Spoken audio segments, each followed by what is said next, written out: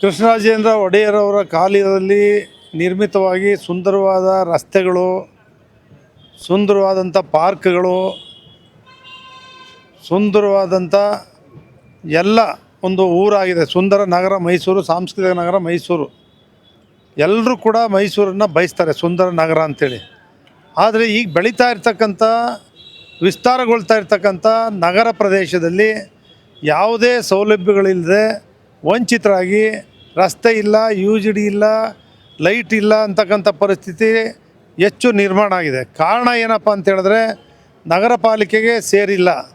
ನಗರಾಭಿವೃದ್ಧಿ ಪ್ರಾಧಿಕಾರ ಪ್ರೈವೇಟ್ ಬಡಾವಣೆಗಳು ಅಂಥೇಳಿ ಯಾವುದೇ ಅಭಿವೃದ್ಧಿಗಳನ್ನ ಮಾಡ್ತಾಯಿಲ್ಲ. ಇನ್ನು ಪಟ್ಟಣ ಪಂಚಾಯಿತಿಗಳು ಮಾಡಿದ್ದೀವಿ, ಅಭಿವೃದ್ಧಿಗೆ ಅಲ್ಲಿ ಯಾವುದೂ ಹಣ ಬರ್ತಾಯಿಲ್ಲ. ಇವೆಲ್ಲ ಕಾರಣಗಳಿಂದ ಬೆಂಗಳೂರಿನಲ್ಲಿ BBMPನ ವಿಭಾಗವಾರು ಯಾವ ರೀತಿ ರಚನೆ ಮಾಡಿದ್ದಾರೆ, ಆ ರೀತಿ ಬೃಹತ್ ಮೈಸೂರು ಮಹಾನಗರ ಪಾಲಿಕೆ ಮಾಡಿ ಸುತ್ತ ಇರ್ತಕ್ಕಂಥ ಮೈಸೂರಿನ ರೀತಿಯೇ ಮುಖ್ಯಮಂತ್ರಿ ಸಿದ್ದರಾಮಯ್ಯನವ್ರಿಗೆ, ಸರ್ಕಾರ ಉಪಮುಖ್ಯಮಂತ್ರಿಗಳಿಗೆ, ಅಲ್ಲಿರ್ತಕ್ಕಂಥ ಎಲ್ಲ ಮಂತ್ರಿಗಳಿಗೂ ಕೂಡ ನಾನು ಮಾತಾಡಿ, ಇದು ಸುಂದರವಾದಂಥ ಮೈಸೂರು ನಗರ ಏನಿದೆ, ನಿಮ್ಮ ಕಾಲದಲ್ಲಿ ಬೃಹತ್ ಮೈಸೂರು ಮಹಾನಗರ ಪಾಲಿಕೆ ಮಾಡಿ ಅಲ್ಲಿರ್ತಕ್ಕಂಥ ಎಲ್ಲರೂ ಕೂಡ ಈಗ 3.5 ವಿಧಾನಸಭಾ ಕ್ಷೇತ್ರಗಳೇನಿದ್ದಾವೆ ಅಲ್ಲಿ 80% 90% ರಸ್ತೆಗಳು ಅಭಿವೃದ್ಧಿ ಆಗೋಗಿದ್ದಾವೆ.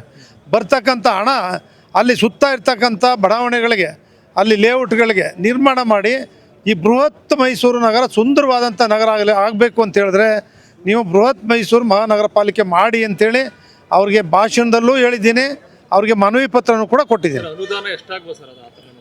ಅವರು ಮೊದಲನೇ ಬಾರಿಗೆ ಅವರು ಎಲ್ಲ ಮಾಡಬೇಕು ಅಂತ ಹೇಳಿದ್ರೆ 1,2,000 ಕೋಟಿ ಕೊಡ್ಬೋದು, ಕೊಟ್ಟು ಬೃಹತ್ ನಗರ ಪಾಲಿಕೆ ಮಾಡಿ ರೆಡಿ ಮಾಡ್ಬೋದು.